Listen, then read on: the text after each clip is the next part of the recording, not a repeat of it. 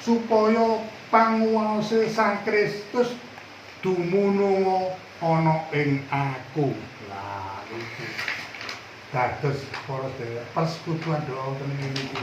Senajan ora kaosa dikados pundi.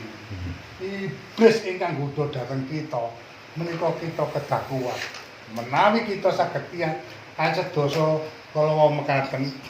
Mulane aku seneng lan rira ana ing kaapesanku ing sadrone kasiksa ing karibetan ing panguya-uya lan ing karupekan marga saka Sang Kristus awit yen aku apes iku aku kuat cetha para sedherek.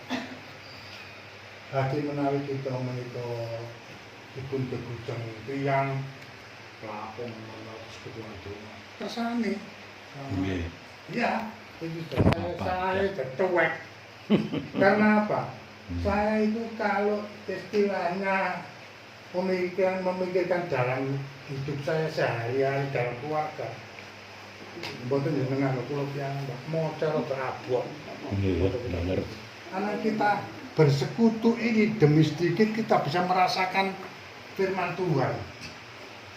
Nah kita bersekutu dengan teman-teman kita mendengarkan firman Tuhan, nek kita nggak bisa berubah, gunanya apa? Nah kesalahan-kesalahan kita yang dulu itu kita buang. Meskipun gak dibuat kuwabe itu yang gak titik lah. Di situ Tuhan tidak aja dulu mulane aku seneng lan rira ana ing kaapesanku ing sadurunge kasiksa ing karibetan ing panguya-uya lan karupekan marga saka Sang Kristus awit yen aku apes iku aku kuat dadi kokoh senajan biasa-biasa ngucap wedok ngerti emas iku wis dadar dicol kan kono dados murni dados emas ingkang sae. Nah, kita bener-bener Gusti menika sumangga senajan kita menika kaapesan, kaparingan sakit, kaparingan menapa kemawon menika kita pasrahaken wonten Gusti. Ing tembe para sedherek kita badhe nampi kasuwargan lan kita saged piyak senajan dikadosa pundi kita saged nampi ananging para ingkang kinasih sampun ngantos jenengan menika perjuangan doa itu kita oyak-oyak ngerti maksud kula mau sampe ngantos jadi kita berbakti kepada Tuhan itu kita harus merelakan dengan segala sesuatu awet nopo awet kita itu mau berbakti kepada Tuhan mau dikados pundi menawi kita lanjutaken ngantos ayat ingkang kaping 12 menika para ingkang kinasih kados dening tiyang sepuh ngrimati anak senajana dikados pundi tiyang sepuh menika tetep nresani dhateng anak. Rasul Paulus kikeng ngrimati wonten ing Korinto menika senajan dikados pundi tetep dipun rangkul lan dipun paring kekuatan. Gambar ingkang sepele ngaten. Kula nate bae wedok niku gendong anake, duka lindak, duka ririn ngene.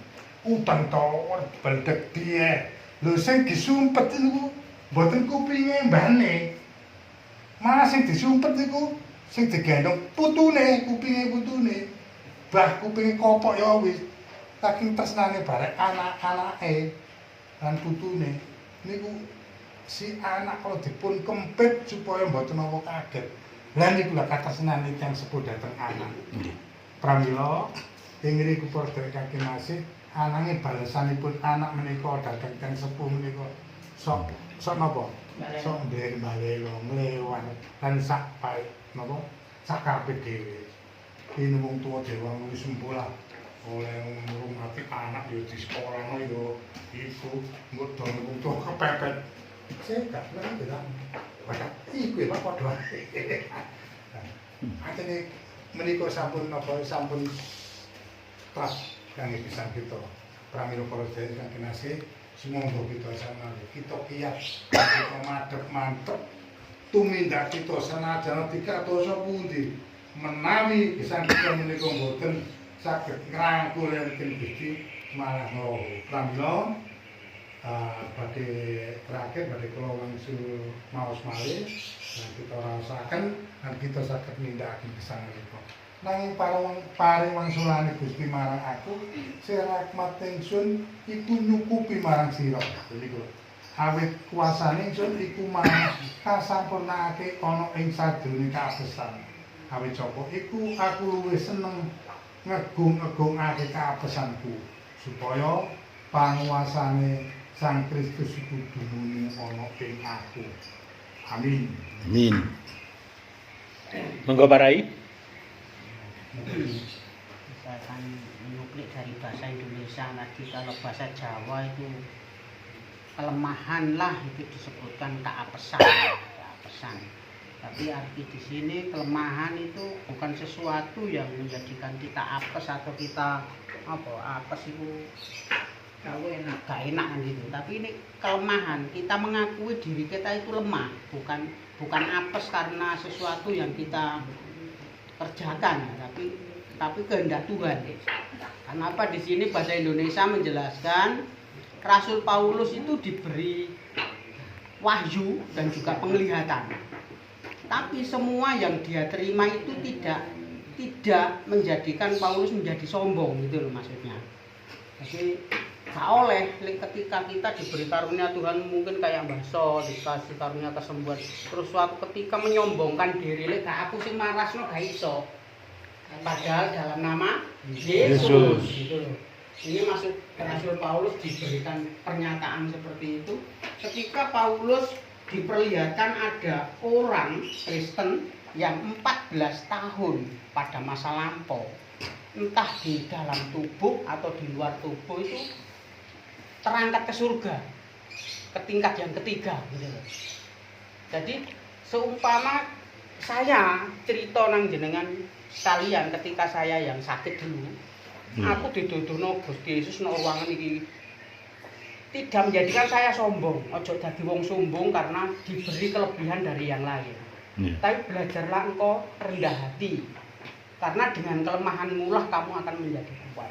Rasul Paulus itu diajar untuk tidak menjadi sombong dengan kelebihannya yang bisa menerima wahyu Tuhan, penglihatan dan juga kesembuhan.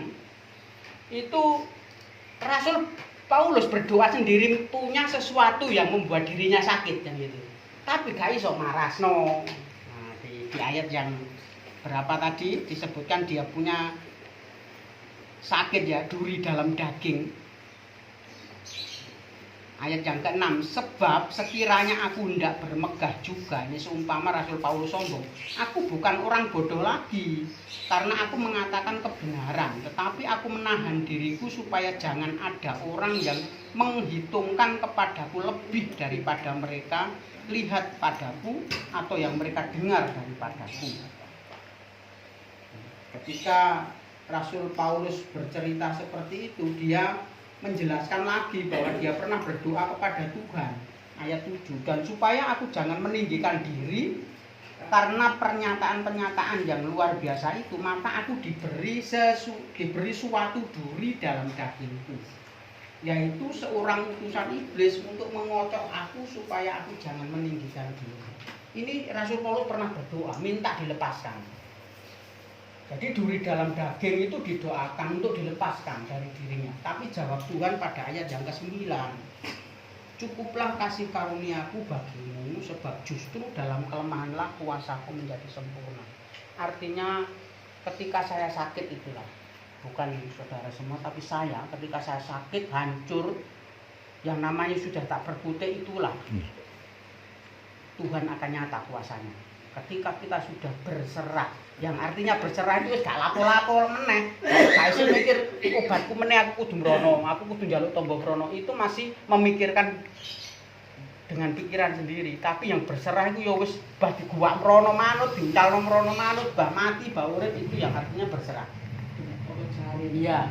Jadi selama ini adalah kekuatan buat orang Kristen ketika kita sudah lemah, nggak berdaya, pasrah, ya sudah, itulah kekuatan Tuhan baru muncul kalau Tuhan diizinkan bekerja. Doa pengurapan minyak itu bukan mau kan minta untuk kami datang ke sana untuk mendoakan Bu Sri, tapi Tuhan tidak mengizinkan. Bu Sri itu gak apa-apa gitu loh. Cuma Bu Sri yang nggak mau menerima keadaannya itu. Jadi dia nggak mau pasrah sama Tuhan. Dia isik berusaha.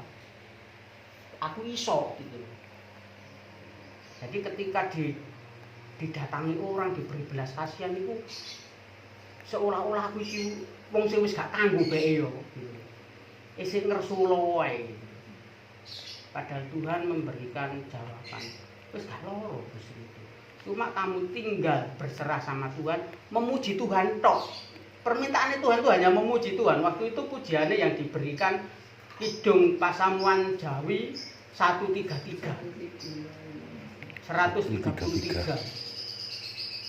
Pasrah, pracoyo lan pasrao. Itu. Tapi saya 3 kali ke sana. Yang pertama sama Pak Pri, yang kedua ketiga saya sama kakak saya di Wates. Jadi saya 3 kali ke sana. Dan itu selalu Tuhan ingatkan. Bu Sri sampean wis nyanyi pujian itu? Belum. Gak eling. Padahal hanya disuruh memuji pujian itu saja. Tapi enggak mau. Jadi ya gimana? Justru dengan kelemahan kalau kamu mengakui aku sudah tak mampu ya Tuhan ya sih. Baru Tuhan akan turun tangan. Ketika kita mengangkat tangan Tuhan sudah aku gak sanggup. Artinya gak sanggup ya wis meneng aja terus isih berusaha mulek kae. Mlayu prono iku jenenge isih berusaha. Jadi ya sudah saya tidak mampu. Tuhan yang akan turun tangan mengerjakan.